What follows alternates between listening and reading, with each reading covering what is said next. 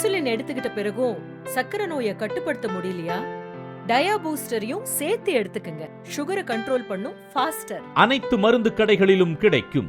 ஏஐடிஎம்கேல இருந்து 2 candidate announce பண்ணியிருக்காங்க, உங்களுக்கு தெரியும்.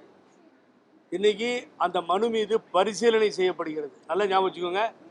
சில தொலைக்காட்சியில் பரிசீலனை முடிஞ்சிருச்சு ஏற்றுக்கிட்டாங்கன்னு சொல்லிட்டு இருக்காங்க. That is totally wrong. 12ஆம் தேதி தான், 12th தான் வித்ராயல் முடிஞ்சுதான். உங்களுக்கு தெரியும், என்னை விட உங்களுக்கு தெரியும். வித்ராயல் முடிஞ்சுதான் அதை நோட்டீஸ் போர்டில் ஒட்ட முடியும். இப்போ எந்த மனுவையும் யாரும் ஏற்றுக்கல. அவங்க காலையில் வந்த உடனே மிஸ்டர் சூரியமூர்த்தி ஃபஸ்ட்டு வந்தார். உள்ளே போன உடனே அவங்க விடலை. அப்புறம் நான் பொறுமையாக அதை திங்க் பண்ணி கேட்டேன். ஆமாம் 12th தான் நாங்கள். அப்புறம் அந்த தேர்தல் அதிகாரி மிஸ்டர் சுப்பிரமணியம் ஐஏஎஸ் பல பதவிகளை வகித்தவர், இப்போ தேர்தல் ஆணையாளராக இங்கே தேர்தல் நடத்துகிறார். அவர் நான் எல்லாத்தையும் முடிச்சுட்டு உங்களுக்கு பொறுமையாக கேட்குறேன்னாரு. ஆகவே அதை போய் 2 கேண்டிடேட் மேலேயும், அதே மாதிரி இவரும் கொடுத்துட்டார் சூரியமூர்த்தியும், 2 கேண்டிடேட் மேலேயும் இவர்கள் மனுவை நிராகரிக்க வேண்டும். இந்த மனுக்களை ஏற்றுக்கொள்ளக்கூடாது. ஏன்னு கேட்டிங்கன்னா, அவர்களோட எனக்கு ஒன்றும் தகராறு இல்லை. அவர் கட்சிக்காரங்க, நண்பர்கள், விடுங்க, அதை பற்றி நான் வரல. அந்த விஷயம் பழனிசாமிக்கு அஇஅதிமுகவுடைய வேட்பாளர்கள் என்று சொல்லுவதற்கு அதிகாரம் இல்லை. அதை தான் நான் பாயிண்ட் அவுட் பண்ணியிருக்கேன். சுப்ரீம் கோர்ட் ஈரோடுடைய பை எலெக்ஷனுக்கு 98 ஈரோடு பை எலெக்ஷனுக்கு ஒரு பிரிசீடியம் சேர்மனை போட்டது உங்களுக்கெல்லாம் நினைவு இருக்கும். தமிழ்மகன் உசேன் அவர் தான் பிரிசீடியம் சேர்மன். அவரை போட்டாங்க.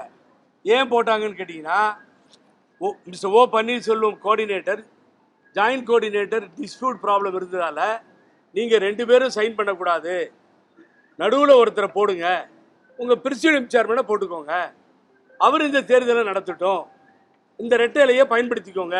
ஆனால் Erode election not beyond that இருக்கு, ஆர்டரில் இருக்குது சுப்ரீம் கோர்ட். அதுக்கு பின்னாடி இதை இன்ஃப்ளூயன்ஸ் பண்ணக்கூடாது, இந்த ஆர்டரில் இருக்குது, நீட்டாக இருக்குது. இதை இது மற்றதுக்கு பயன்படுத்தக்கூடாது. ஈரோடோட அது முடிஞ்சு போச்சுன்னு சொல்லி உச்சநீதிமன்றம் தீர்ப்பளித்த பின்னால் நடந்து முடிந்த நாடாளுமன்ற தேர்தலில் ரெட்டலையை தூக்கி எலெக்ஷன் கமிஷன் தப்பா கொடுத்துருச்சு. ஐ met that election commissioner, chief election commissioner, and submitted all the evidence. அப்பதான் அவர் ரியலைஸ் பண்றார் தப்பு பண்ணிட்டோன்னு. So later I moved the contempt also through the Delhi High Court, still pending. மறுபடியும் ஒரு contempt petition மூவ் பண்ணி வச்சிருக்கேன், அது வருது. ஸோ இங்கே என்னாச்சு, இங்கே ஒரு கேஸ் போட்டது சூரியமூர்த்தி போட்ட பெட்டிஷனில், அந்த ஸ்டே வெக்கேட் ஆச்சு. அதில் என் பேர் மேலேயே இருக்கும். நீதியரசர் சுப்பிரமணியம் பார்த்துட்டு பூராத்தையும் கேட்டு, தேர்தல் ஆணையத்திற்கு அதிகாரம் இல்லை என்று சொன்னது அவர்கள், அதிகாரம் இருக்கிறது பாரா 15ன்னு சொன்னது நாங்கள். ஆகவே அவங்க டெல்லியிலேருந்துலாம் லாயர்லாம் கூட்டு வரவழைச்சு ஆர்கியூ பண்ணாங்க, எல்லாம் பண்ணாங்க. ஃபைனலி அது மேலே டிசிஷன் எடுத்து ஸ்டேவை வெக்கேட் பண்ண சொல்லி, இதை விசாரிக்கணும்னு சொல்லி உத்தரவு போட்டார் நீதியரசர். அந்த விசாரணை போய் கொண்டிருக்கிறது. நாங்கள் விசாரணையை சந்தித்து கொண்டிருக்கிறோம். ஒரு பக்கம் இதை திருப்பியும் பழனிசாமி சொன்ன கேண்டிடேட் கொடுத்தா அஇஅதிமுகன்னு சொல்லலை, பழனிசாமி அஇஅதிமுக வேட்பாளர்கள்னு அந்த வார்த்தையை உபயோகப்படுத்தக்கூடாது. இது ஏஏ பிபி ஃபார்மில் சைன் பண்ணுறதுக்கு அதிகாரம் பழனிசாமிக்கு இல்லை. சிவில் சூட் என்னைக்கு முடியுதோ அன்னைக்கு தான் அதிகாரம் வரும், அன்னைக்கு தான் யார் இதனுடைய அத்தாரிட்டின்னு தெரியும். That is bending the before court, civil court. அதை அப்போ தான் முடியும்னு சொல்லி சுப்ரீம் கோர்ட் சொல்லியிருக்கு. மீறி கொடுத்தா violation of the supreme court.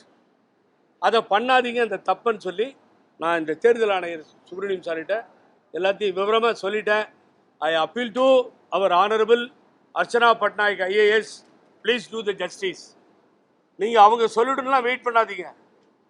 இது இந்திய திருநாட்டில் பெரிய பெரிய ஆளுங்களுடைய மனுவை எல்லாம் ஆர்ஓ என்கின்ற அதிகாரி ரிஜெக்ட் பண்ண சரித்திரங்கள்லாம் உண்டு. நான் பேர் சொல்ல விரும்பலை. So I appeal to the Archana Patnaik, please நீங்கள் நியாயமாகவும் நேர்மையாகவும் நடந்துக்கோங்க.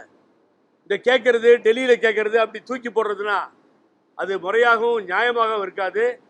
எங்களை அவமானப்படுத்தினா பரவாயில்ல, நாங்கள் அவமானப்பட தயார். உச்ச நீதிமன்றத்தையே அவமானப்படுத்தினால் ஐஏஎஸ் படித்த உங்களுக்கு அதுக்கு மேலே I don't want advice.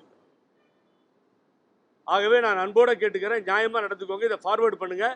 12th தான் இந்த ரிசல்ட் வரும். அந்த 12th நல்ல முடிவாக இருக்கணும். Palaniswami have no authority to sign the A B forms. இதுதான் இந்திய இது எவிடன்ஸோட உள்ள கொடுத்துருக்கோம் சார். எஸ். எதுக்கு சைனில் கையெழுத்து வேணும் சார்? யூ ஆர் சீயிங் ஒரு ஒரு ஒரு எம்எல்ஏ நிற்கிறாருன்னா 34 எம்எல்ஏ ஒரு ராஜ்யசபா எம்பி நிற்கும் பொழுது தேர்ந்தெடுக்கிறதுக்கு வேணும். அதனால் உங்கள் மனுவில் யார் போட்டது அந்த கேஸ் இல்லை, இந்த கேஸு என்கிட்ட எம்எல்ஏவாக இருக்காங்க, நான் சொன்னேன்னா இல்லையா? அது கிடையாது case. That is not the case. Who is the boss? யார் இந்த கட்சியினுடைய நடத்திட்டு போகக்கூடிய பொதுச் செயலாளரோ வாட் எவர் மேபி ஒருங்கிணைப்பாளரோ ஓபிஎஸ்ஸா இபிஎஸ்ஸான்னு பெண்டிங் நிற்கிது. அந்த பாயிண்ட்டு தான் நான் எடுத்து பேசிட்டு இருக்கேன் சார்.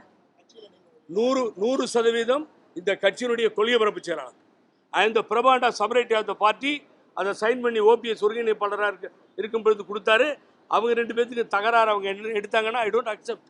நான் சொல்கிறேன் பழனிசாமி மெம்பர் இல்லை கட்சியில். Will you accept?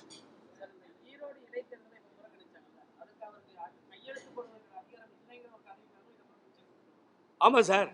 அதை ஓபிஎஸ் அண்ணனும் போடக்கூடாது, பழனிசாமியும் போடக்கூடாதுன்னு தான் ஈரோடு எலெக்ஷனில் சுப்ரீம் கோர்ட் டெம்பரவரி அரேஞ்ச்மெண்ட்ஸாக அதை வந்து அனௌன்ஸ் பண்ணி இதுக்கு மாத்திரம் இதை பயன்படுத்திக்கோங்க, இதை தப்பாக யூஸ் பண்ணாதீங்கன்னு சுப்ரீம் கோர்ட் சொல்லியிருக்கு. நான் எல்லாம் ஃபுல்லு ஆமாம் நிச்சயமாக இப்போதான் நீங்கள் பாயிண்ட் வரீங்க. Correct, you are correct. அந்த காரணமே பழனிசாமி இந்த ரிஸ்க் எடுக்க வேண்டாம் அப்படின்னு தான் விக்கிரவாண்டியும் ஈரோடு செகண்ட் டைம் நடந்த எலெக்ஷனையும் புறக்கணிச்சார். இந்த பிரச்சனை சிம்பிள் பிரச்சனை வரும், இதில் மாட்டக்கூடாதுன்னு சொல்லி. இங்கே சிம்பிள் இல்லை, இங்கே அத்தாரிட்டி பிரச்சனை. The two difference. இங்கே அத்தாரிட்டி யாருன்றது பிரச்சனை. அதோட தான் ஃபைட் பண்ணிட்டோம். சப்போஸ் தூக்கி இந்த எலெக்ஷன் கமிஷன் கொடுத்துக்கிட்டே இருக்கேன்னு வச்சுக்கோங்க, அப்புறம் எதுக்கு இந்த என்கொயரியை கண்டக்ட் பண்ணணும்? தட் இஸ் அதுக்கு தான் இப்படி ஓடாடி வந்து கம்ப்ளைண்ட்டை நம்ம கொடுத்து ஃபைட் பண்ணிட்டு இருக்கோம். கமிஷன் வந்து எந்த ஒரு பதவியும் அவரை போட்டு அனுப்பல நோட்டீஸ். இது வெரி இம்பார்ட்டன்ட் பாயிண்ட்டை சொன்னார். என்னன்னு கேட்டிங்கன்னா, எங்கேயாவது ஒரு இடத்துல பழனிசாமி பொதுச் செயலாளர்னு சொல்லியிருந்தா நான் தயவு செஞ்சு எல்லாத்தையும் நாங்கள் வாபஸ் வாங்கிட்டு போகிறோம். எலெக்ஷன் கமிஷன் எங்கேயாவது பழனிசாமி பொதுச் செயலாளர்னு சொல்லியிருந்தா எல்லாத்தையும் வாபஸ் வாங்கிட்டு வெளியே போகிறேன். கூட கஜேந்திரன் இருக்கார், சூரியமூர்த்தி இருக்கார், வக்கீல்கள் இருக்காங்க, எல்லாரும் இருக்கும். திரும்பி நான் ஆர்கியூ பண்ணவே மாட்டேன். எங்கேயுமே எலெக்ஷன் கமிஷன் சொல்லலை, இவரே சொல்லிக்கிறார். இவர் சொல்கிறத இவர் பிரஸையும் ஏமாத்துறார், மக்களையும் ஏமாத்துறார். இவர் தான் பொதுச் செயலாளர்னு சொல்லிக்கிறார். அது கண்டினியூ ஆகிடக்கூடாது, தப்பு நடந்துடக்கூடாதுன்னு சொல்லி தான் இங்கே வந்து அப்ஜெக்ஷன் பண்ணியிருக்கோம். We will wait and see 12th என்ன நடக்குது. அதர்வைஸ் நேராக எனக்கு என்னுடைய நண்பர்களாக இருக்கலாம், அந்த செக்ரட்டரியேட்டில் பல வருஷமாக நான் பார்த்த ஃப்ரெண்ட்ஸாக இருக்கலாம். I don't mind. I will move the contempt before the supreme court let them decide. இதில் அக்யூஸ்டு யாருன்னு சொல்லி இப்போ கூட போன வாரம் கூட யாரையோ பிடிச்சி ஜெயிலில் போட்டாங்க.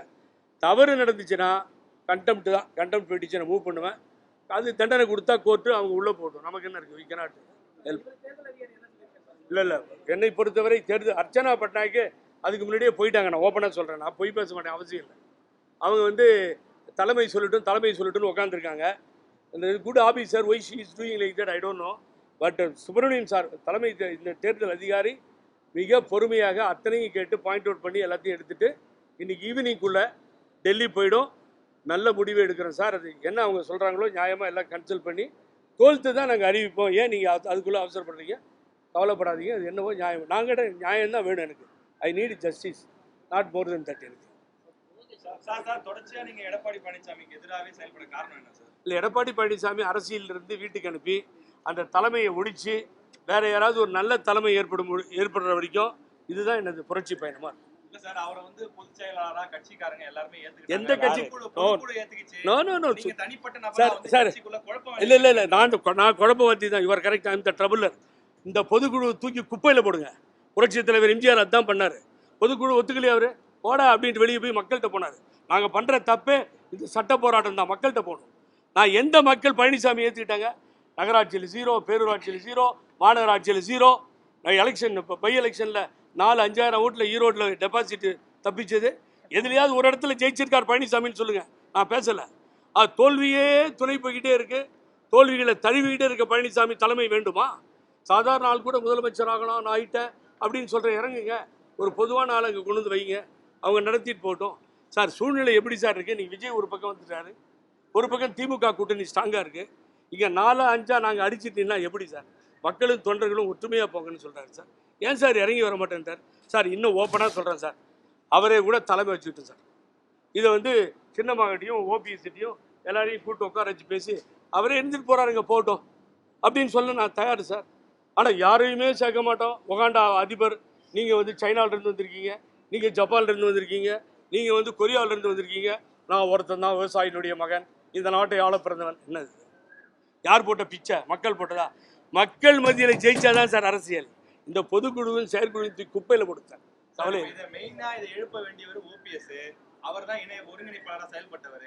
அவரே இந்த கேள்வி கேட்க மாட்டேங்கிறாரு. சிவில் டிஸ்பியூட் பெண்டிங் இல்ல, கோர்ட்ல தானே இருக்கு. கரெக்ட். அப்ஜெக்ஷன் தெரிவிக்கிறீங்க. ஆமா ஆமா. போன முறை 2 பேரும் சேர்ந்து தான் சைன் பண்ணி தான் தர்மர் எல்லாரும் ஜெயிச்சாங்க. இந்த முறை அவர் அப்ஜெக்ஷன் அப்ஜெக்ஷன் என்கிட்டயே டைரக்டா நடுவில் ஒரு நாள் ஃபோனில் பேசினாரு. நான் அப்ஜெக்ஷன் எலெக்ஷன் கமிஷனுக்கு அனுப்புறேன்னு சொல்லி அந்த லாயரோட என்னோட கிளாரிஃபை பண்ண சொன்னாரு. நான் கிளாரிஃபை பண்ணியிருக்கேன்.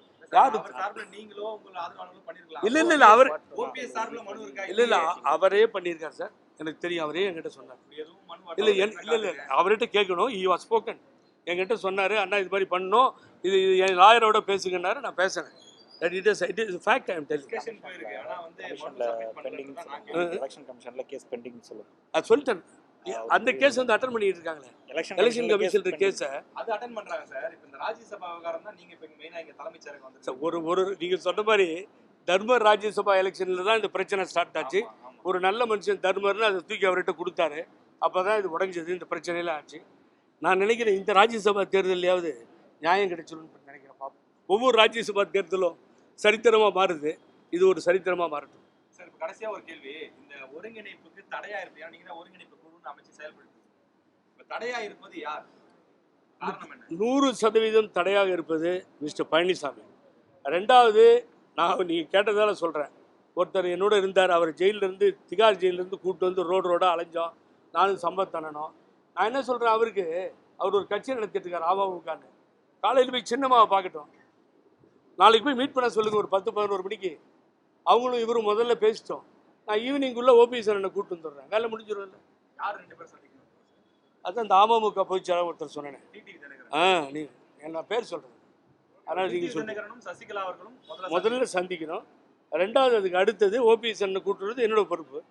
நாங்கள்லாம் இருக்கோம்.